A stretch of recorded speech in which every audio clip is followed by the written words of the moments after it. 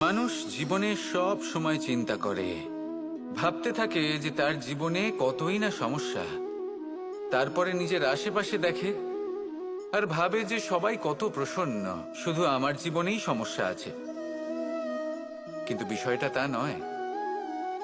শুধু প্রত্যেক ব্যক্তিরই নয়, প্রত্যেক প্রাণীরও জীবনে সমস্যা আছে।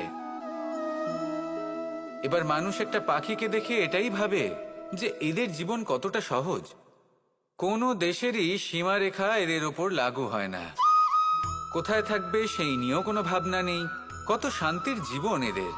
তারপর সে একটা পিঁপড়েকে দেখে আর এটা ভাবে কি অসাধারণ, এদের তো সারা জীবনই মাটির উপরেই অতিবাহিত হয়, খাবারটাও মাটিতেই পেয়ে যায়। কি শান্তির জীবন এদের। কিন্তু যখন কোনো ঝড় আসে তখন সবার আগে সেই পাখির বাসাটাই ঝড়ে ভেঙে যায়।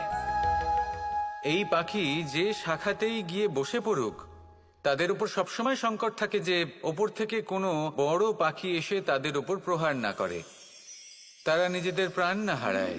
আর যদি কথা বলি পিঁপড়েকে নিয়ে, এদের উপর সবসময় সংকট থাকে যে কোনোভাবে বাতাস বা জল এদের ভাসিয়ে না নিয়ে যায়, কোনো প্রাণী ওকে পা দিয়ে পিষে না দেয়, এই পিঁপড়ে পিষ্ট হয়ে না মারা যায়।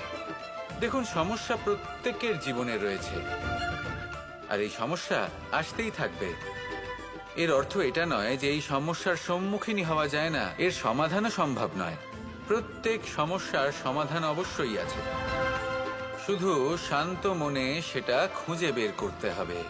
তাহলে সেটাই করুন, প্রত্যেক সমস্যার সমাধান করতে থাকুন। যত সমাধান করবেন জীবন আনন্দময় হয়ে উঠবে। যদি সমাধান না করেন তাহলে আজীবন দুঃখই পেতে থাকবেন। আসুন আমার সাথে ভালোবেসে বলুন, রাধা।